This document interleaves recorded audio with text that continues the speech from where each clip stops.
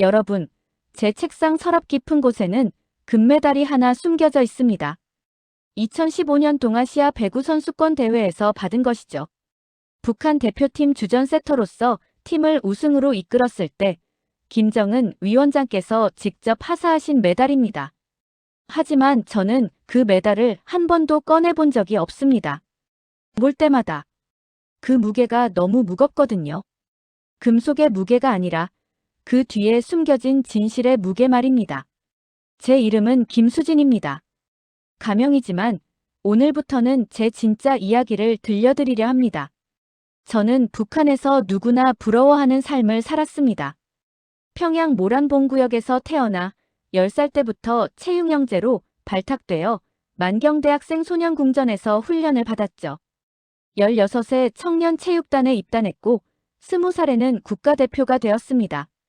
국제대회를 나가면 외국 선수들이 부러워했습니다.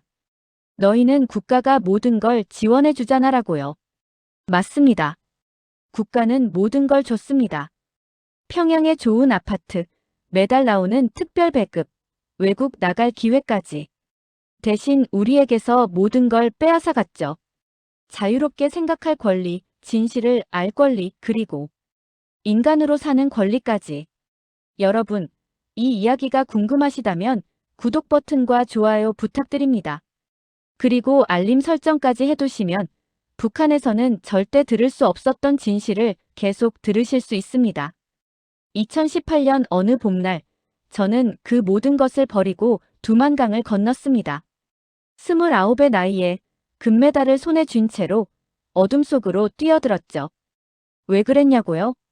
그건 제가 본 진실이 너무 무거웠기 때문입니다. 더 이상 거짓 속에서 살 수 없었거든요. 지금부터 들려드릴 이야기는 한 엘리트 운동선수가 어떻게 체제의 민낯을 보게 되었는지, 그리고 목숨을 걸고 탈출하기까지의 460일간의 기록입니다. 북한에서 가장 화려한 삶을 살던 사람이 왜 모든 것을 버리고 도망쳐야 했는지, 그 이유를 지금부터 말씀드리겠습니다. 2010년대 초반, 저는 북한에서 가장 부러운 삶을 살았습니다. 평양 통일거리에 있는 선수촌 아파트에서 살았고 매일 아침 7시에 기상해서 유경정 주영 체육관으로 출근했습니다. 일반 주민들이 배급소 앞에서 몇 시간씩 줄을 서 있을 때 저는 이미 아침 훈련을 마치고 특별 식당에서 고기국과 흰쌀밥을 먹고 있었죠. 동무, 오늘도 힘내자. 같은 팀 공격수 혜진이가 제 어깨를 두드렸습니다. 우리는 14살 때부터 함께 훈련받은 사이였어요. 훈련은 살인적이었습니다. 오전 3시간, 오후 4시간, 그리고 저녁에 2시간의 체력 훈련까지. 하루 평균 9시간을 코트에서 보냈죠. 하지만 불평할 수 없었습니다. 우리는 조국의 영광을 짊어진 존재였으니까요. 체육관 벽면에는 거대한 글씨가 붙어 있었습니다. 체육은 총대 없는 전쟁이다. 훈련감독 김지도원은 항상 소리쳤죠. 너희가 국제대회에서 지는 것은 공화국이 지는 것이다. 이것은 체제 대결이다. 실제로 우리는 단순한 운동선수가 아니었습니다. 우리는 사회주의 우월성을 증명해야 하는 선전 도구였어요. 2013년, 제가 처음 국가대표로 선발되었을 때의 일입니다. 출국 전 보위부에서 사상 교육을 받았습니다. 3일 동안 아침부터 저녁까지 외국에 나가서 해서는 안 되는 것들을 주입받았죠. 남조선 사람들과 대화하지 마라. 자본주의 선전물을 보지 마라. 호텔방에서 혼자 있지 마라. 항상 조 단위로 움직여라. 그리고 가장 중요한 규칙.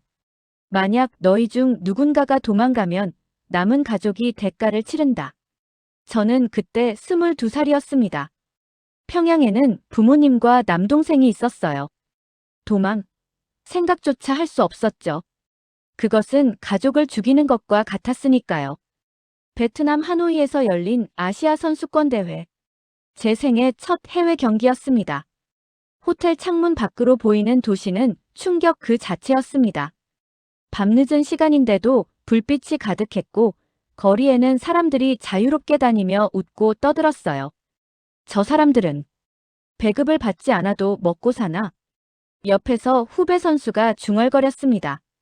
그 순간 조장이 날카로운 눈빛으로 우리를 쏘아봤죠. 쓸데없는 생각하지 마라. 저건 겉모습일 뿐이다. 저 아래 계층은 우리보다 훨씬 비참하게 산다.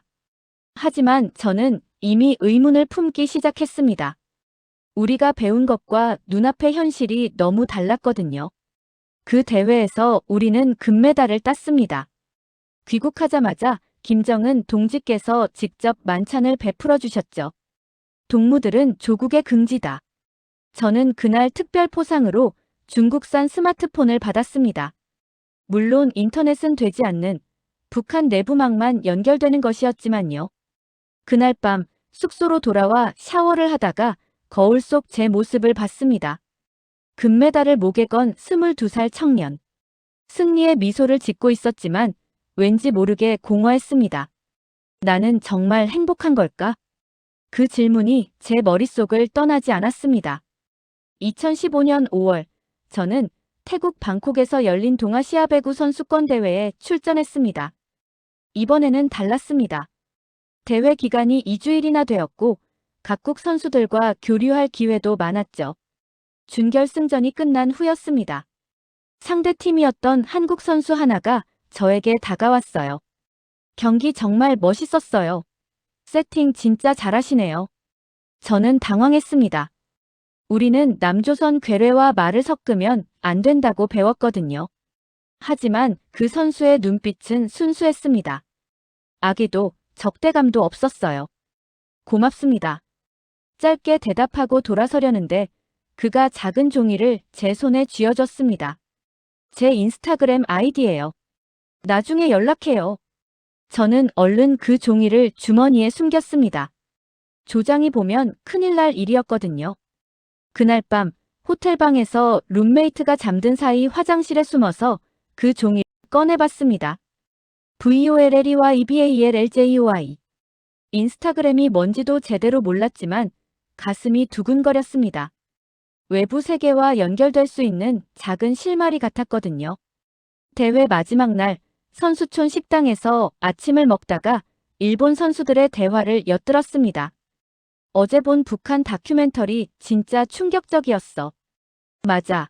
아직도 저렇게 사는 사람들이 있다니. 저는 숟가락을 든 손이 굳었습니다. 그들이 뭘 봤는지 궁금했지만 물어볼 수가 없었어요. 귀국 비행기 안에서였습니다.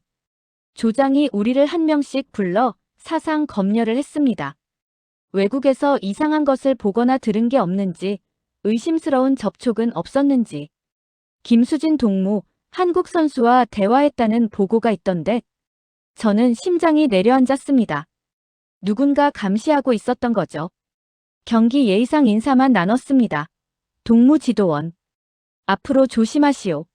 적들은 교묘하게 접근한다는 것을 명심하시오. 평양에 도착하자마자 다시 정치 학습이 시작되었습니다. 동무들이 본 자본주의 국가들의 화려함은 모두 거짓이다. 그들은 인민을 착취해서 만든 것이다. 하지만 저는 이미 의심하기 시작했습니다. 제가 본 외국 사람들은 우리가 배운 것처럼 고통받는 인민이 아니었어요. 그들은 자유롭게 웃고 자유롭게 말하고 자유롭게 움직였습니다.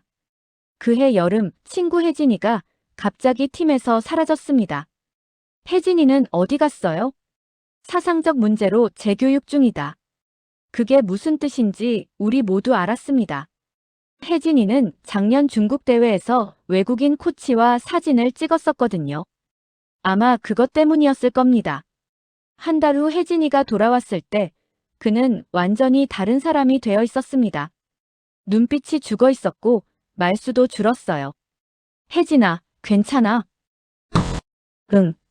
나 이제 정신 차렸어. 우리는 정말 행복한 거야. 기계적인 대답이었습니다. 그날 밤 저는 처음으로 생각했습니다. 나는 이 나라에서 벗어나고 싶다. 하지만 그것은 불가능했습니다. 탈북은 곧 가족의 죽음이었고 저 혼자만의 문제가 아니었으니까요. 그렇게 2년이 더 흘렀습니다. 겉으로는 모범적인 국가대표 선수로 살았지만 마음속에서는 조금씩 체제에 대한 회의가 커져갔습니다. 그리고 2017년 제 인생을 완전히 바꿀 사건이 일어났습니다. 2017년 9월 중국 청도에서 열린 친선 경기에 출전했습니다. 그날 저녁 호텔 복도에서 한 중국인 남자와 부딪혔습니다. 죄송합니다. 남자는 미소를 지으며 고개를 끄덕이고 지나갔어요. 그런데 방으로 돌아와서 보니 제 재킷 주머니에 작은 USB가 들어있었습니다. 순간 온몸이 얼어붙었습니다. 이것은 분명 의도적인 것이었어요. USB를 화장실 환풍구 위에 숨기고 며칠 동안 고민했습니다. 이걸 보이부에 신고해야 하나? 하지만 호기심이 저를 갉아먹었어요. 귀국하기 전날 밤 저는 결심했습니다. 중국에서 산 노트북에 USB를 꽂았습니다. 심장이 터질 듯 뛰었죠. 폴더가 하나 열렸습니다. 진실이라는 이름이. 그 안에는 동영상 파일들이 가득했습니다. 첫 번째 파일을 클릭했습니다. BBC 다큐멘터리였어요. 제목은 북한의 수용소였습니다. 화면에 나온 것은 지옥이었습니다. 뼈만 앙상하게 남은 사람들, 공개 처형 장면, 어린아이들이 굶어 죽어가는 모습. 정치 범수용소에는 약 12만 명이 수용되어 있는 것으로 추정됩니다. 이들 중 대부분은 재판도 없이. 저는 소리 없이 울었습니다. 우리가 국제대회에서 금메달을 따고 축하연을 할 때 같은 하늘 아래 이런 일이 벌어지고 있었다는 것을. 두 번째 파일은 탈북자 인터뷰였습니다. 저는 함경북도 청진에서 왔습니다. 90년대 고난의 행군 시기에 제 가족은 그 탈북자는 제 또래였습니다. 하지만 그가 겪은 일은 제가 상상조차 할 수 없는 것들이었어요. 세 번째 파일을 열자 충격은 더 커졌습니다. 한국의 평범한 거리 풍경이었습니다. 슈퍼마켓, 학교, 병원, 공원. 우리가 배운 남조선의 비참한 현실과는 전혀 달랐습니다. 사람들은 행복해 보였고 거리는 깨끗했으며 아이들은 밝게 웃고 있었어요. 거짓말이야. 이건 조작된 거야. 하지만 제 눈은 진실을 보고 있었습니다. 새벽 4시까지 그 영상들을 봤습니다. 볼수록 분노와 배신감이 커졌어요. 우리는 속았다. 평생을. 다음 날 귀국할 때 저는 그 USB를 생리대 안에 숨겨서 가져왔습니다. 목숨을 건 결정이었죠. 평양으로 돌아온 후 저는 달라졌습니다. 훈련장에서 김정은의 초상화를 볼 때마다 2천만 명을 속이고 있는 독재자의 얼굴이 보였어요. 오늘도 경애하는 최고령도자 동지의 은덕에 감사하며 매일 아침 외치는 구호가 이제는 토하고 싶을 만큼 역겨웠습니다. 그해 12월 또 다른 사건이 일어났습니다. 동료 선수 미경이가 중국으로 전지훈련을 갔다가 도망쳤다는 소식이 들렸어요. 다음 날 보위부 요원들이 체육관에 왔습니다. 김미경과 친했던 선수들, 앞으로 나와라. 저를 포함한 5명이 조사를 받았습니다. 김미경이 탈주 전에 이상한 말을 한 적 있나?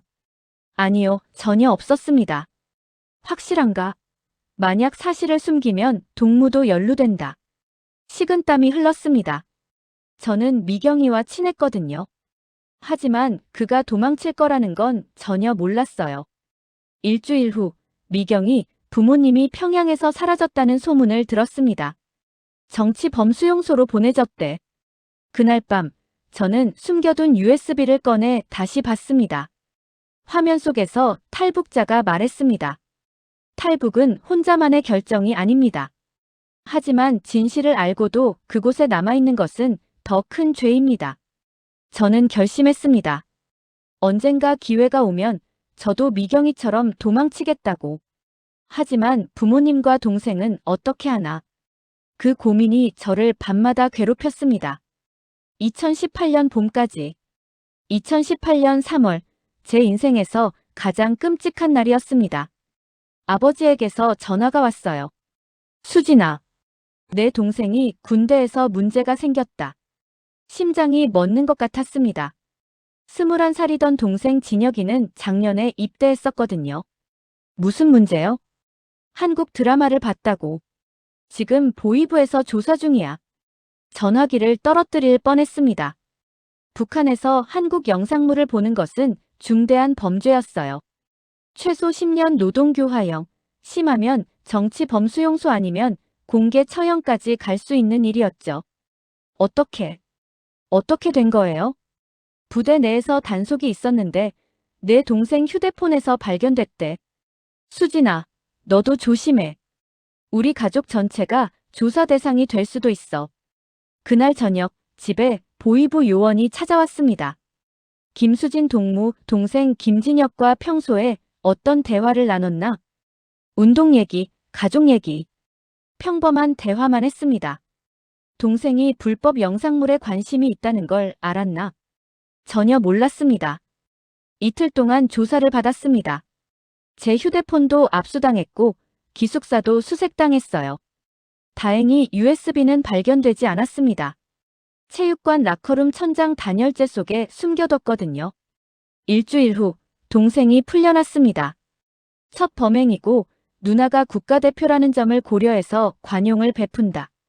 하지만 김진혁 동무는 5년간 감시 대상이다.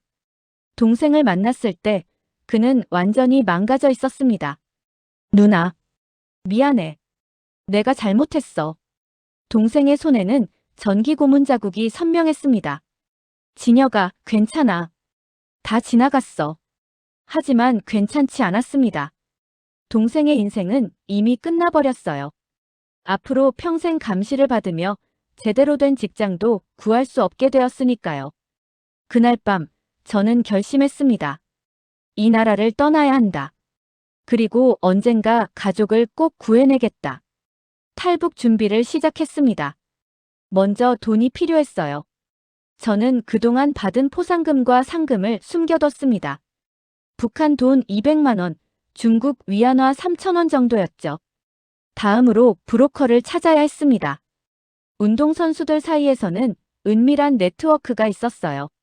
누가 탈북을 도울 수 있는지, 누구를 조심해야 하는지. 한 선배에게 조심스럽게 물었습니다. 선배, 만약에 말이에요. 북에서 나가고 싶은 사람이 있다면 어떻게 해야 하죠? 선배는 제 눈을 뚫어지게 쳐다봤습니다. 수진아, 너 미쳤어? 그런 소리 밖에서 하면 끝이야. 그냥 궁금해서요. 긴 침묵 후 선배가 작은 종이 쪽지를 건넸습니다. 함경북도 무산에 내 고향 친구가 있어. 무역 일해. 이 사람한테 은별이가 소개했다고 해. 그 이상은 나도 몰라. 그리고 이 대화는 없었던 거야.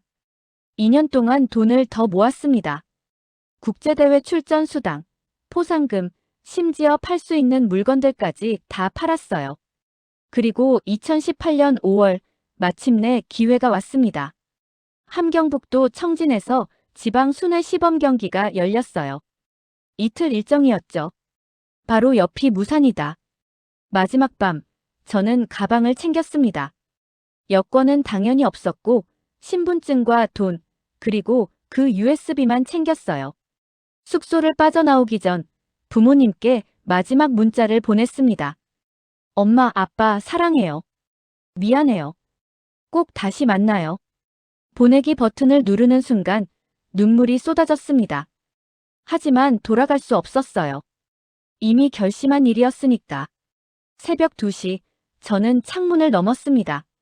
29년을 산 북한과의 이별. 그리고 알 수 없는 미래를 향한 도약. 어둠 속으로 뛰어들었습니다.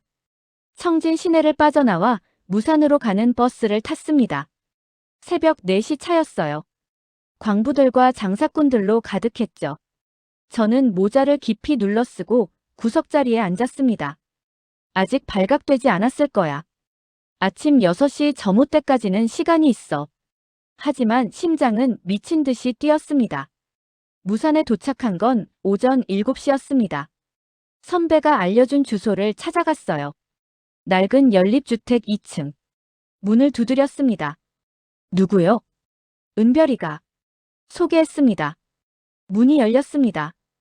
50대로 보이는 남자가 저를 위아래로 훑어봤어요. 들어와. 빨리. 방 안에는 이미 3명이 더 있었습니다. 젊은 여자 둘과 중년 남자 하나. 국가대표 배구 선수가 왜 여기 있어? 브로커가 날카롭게 물었습니다. 어떻게 알았어요? 텔레비전에서 봤지. 김수진, 맞지? 미쳤구만. 너 같은 특권층이 왜 목숨을 걸어? 저는 대답 대신 가방에서 돈 봉투를 꺼냈습니다. 중국 위안화 5천 원입니다. 그리고 북한 돈 300만 원. 더 필요하면 한국 가서 보내드릴게요. 브로커가 돈을 세더니 고개를 끄덕였습니다. 좋아. 하지만 경고한다. 너는 특급 수배 대상이 될 거야. 국가대표가 도망치면 국제적으로 망신이니까. 잡히면 공개 처형감이고. 알고 있었습니다. 하지만 이미 돌아갈 수 없었어요. 오늘 밤 11시에 출발한다. 그 전까지 한마디도 하지 마. 서로 이름도 묻지 마. 그날 하루는 지옥 같았습니다. 밖에서는 사이렌 소리가 들렸어요. 아마 저를 찾기 시작한 거였죠. 청진체육단 소속 국가대표 선수가 실종되었습니다. 키 170cm, 단발머리. 라디오에서 제 인상착의가 흘러나왔을 때 온몸이 얼어붙었습니다. 발견 즉시 보고하십시오. 신고자에게는 포상금 500만 원. 브로커가 라디오를 껐습니다. 더 이상 들을 필요 없어. 오늘 밤이 내 마지막 기회야.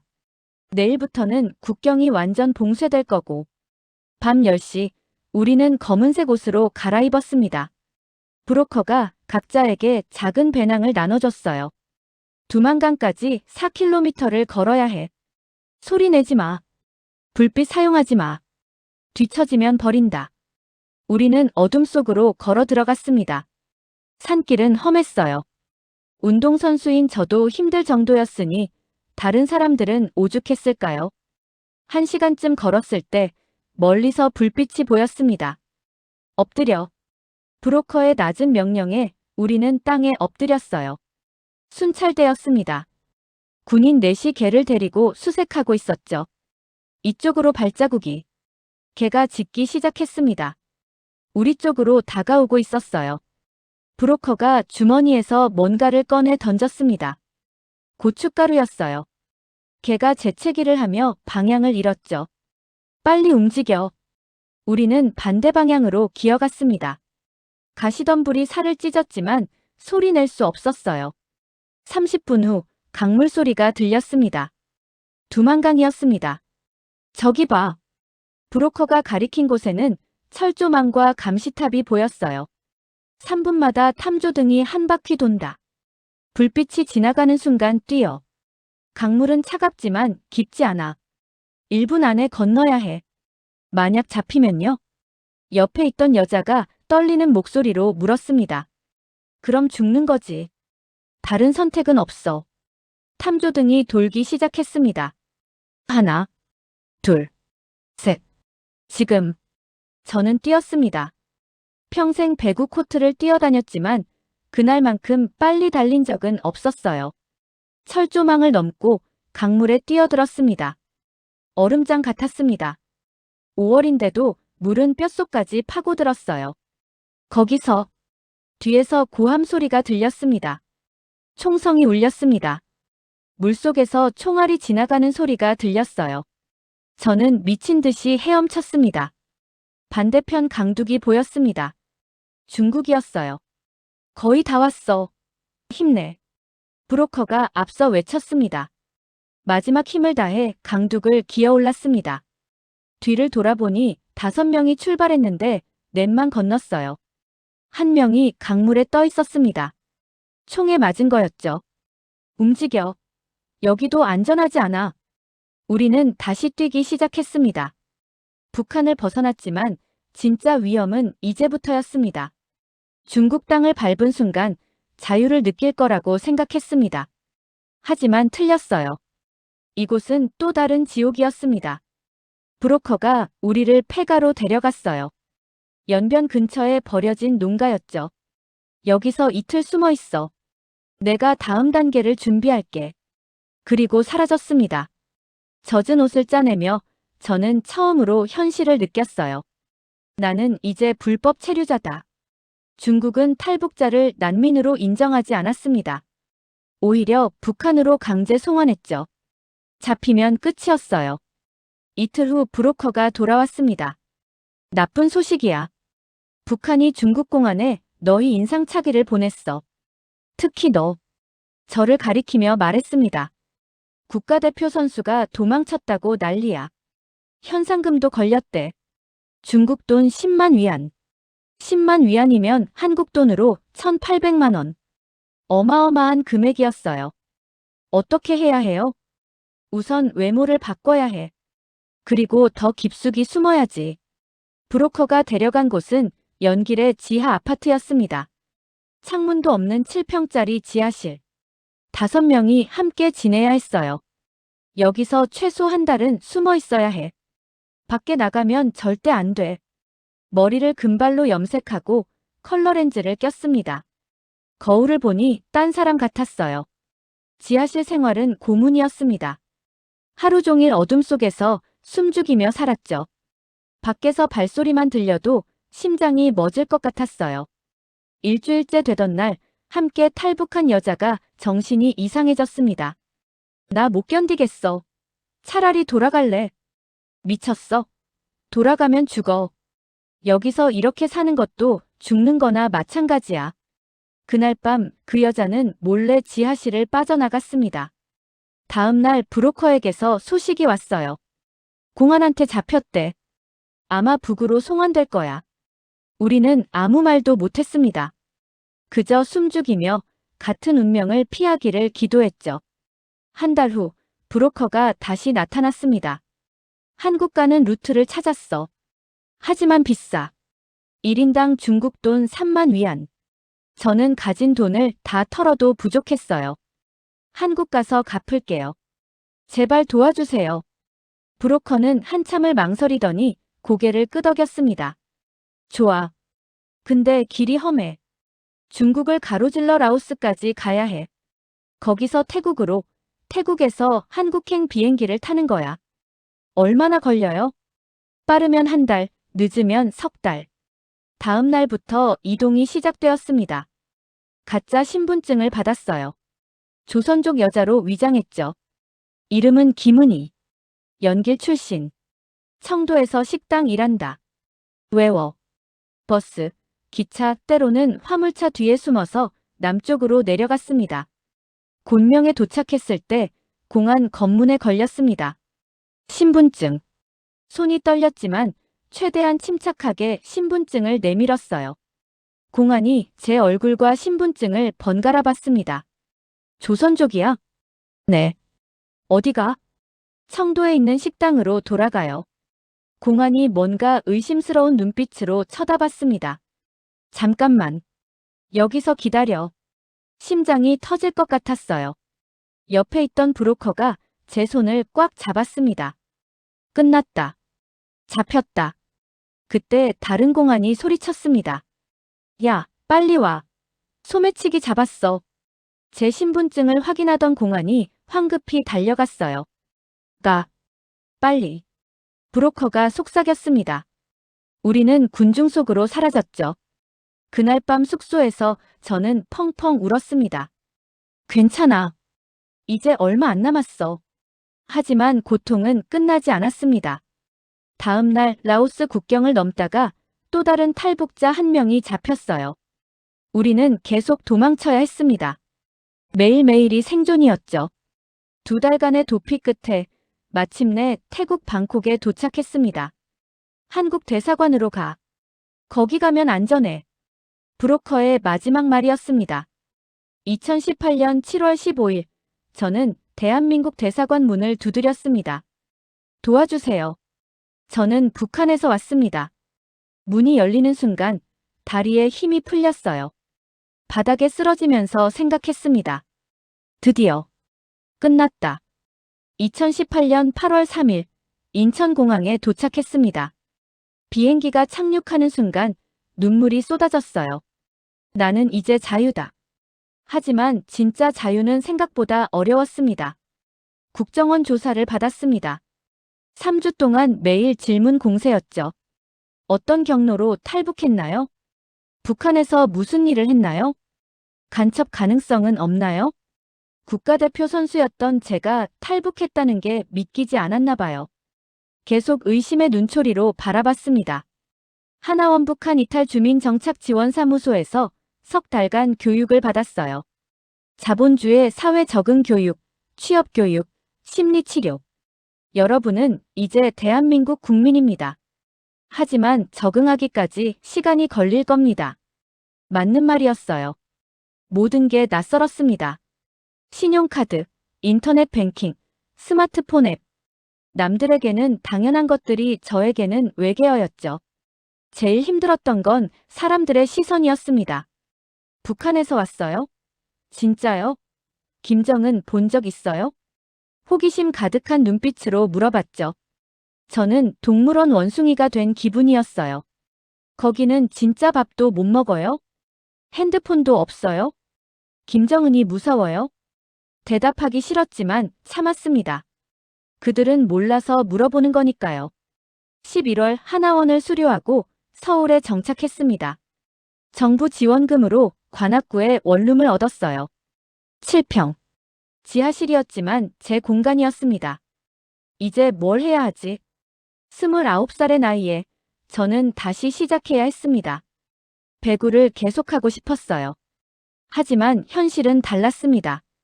북한 경력은 인정이 안 돼요. 다시 아마추어부터 시작해야 해요. 15년 배구 경력이 순식간에 사라졌습니다. 일자리를 구했습니다. 편의점 아르바이트였어요. 어서 오세요. 29살에 처음 해보는 알바였죠. 손님들의 짜증, 야간 근무, 최저시급. 하지만 불평하지 않았습니다. 이게 자유의 대가라는 걸 알았으니까요. 2019년 봄, 드디어 부모님께 연락할 수 있었습니다. 중국에 있는 브로커를 통해 전화를 했어요. 여보세요? 엄마. 수진이니? 내가 살아있구나. 어머니는 울고 계셨습니다. 엄마, 미안해요. 괜찮아요? 우리는. 괜찮아. 내 아버지가 직장에서 쫓겨났고 진혁이는 탄광으로 보내졌지만 그래도 살아있어. 가슴이 찢어지는 것 같았습니다. 엄마, 꼭 구해낼게요. 조금만 기다려요. 수진아, 내가 자유롭게 사는 게 엄마의 소원이야. 우리 걱정은 하지 마. 전화가 끊겼습니다.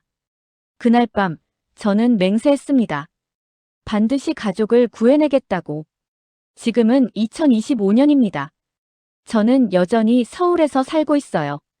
편의점 알바를 그만두고 지금은 작은 체육관에서 배구를 가르칩니다. 월급은 많지 않지만 아이들의 웃음소리를 들을 때마다 행복해요. 부모님은 아직 북한에 계십니다. 탈북 비용을 모으고 있어요. 10년이 걸려도 20년이 걸려도 꼭 구해낼 겁니다. 가끔 꿈을 꿉니다. 두만강을 건너는 꿈, 총소리가 들리는 꿈, 가족이 잡혀가는 꿈. 식은땀을 흘리며 깨어나면 옆에는 한국 신분증이 놓여 있어요. 나는 자유다. 나는 안전하다. 스스로에게 되뇌며 다시 잠듭니다. 책상 서랍 깊은 곳에는 여전히 그 금메달이 있습니다. 언젠가 부모님께 보여드릴 날을 기다리며 아직도 꺼내보지 않았어요. 그날이 오면 이 모든 고통이 의미가 있었다는 걸 증명할 수 있을 겁니다. 마이너스. 여러분, 제 이야기를 끝까지 들어주셔서 감사합니다. 탈북은 끝이 아니라 시작입니다. 진짜 어려움은 자유를 얻은 후에 시작되죠. 하지만 저는 후회하지 않습니다. 아무리 힘들어도 거짓 속에서 사는 것보다는 진실 속에서 고통받는 게 낫습니다. 지금 이 순간에도 북한에서는 수많은 사람들이 진실을 알지 못한 채 살아가고 있습니다. 그들에게도 언젠가 자유가 찾아오길, 그리고 제 가족도 무사히 구해낼 수 있길 간절히 기도합니다. 여러분이 이 이야기를 기억해 주신다면 그것만으로도 큰 힘이 됩니다. 시청해 주셔서 감사합니다. 구독과 좋아요, 알림 설정 부탁드립니다. 더 많은 북한의 진실을 알리기 위해 계속 영상을 만들겠습니다. 감사합니다.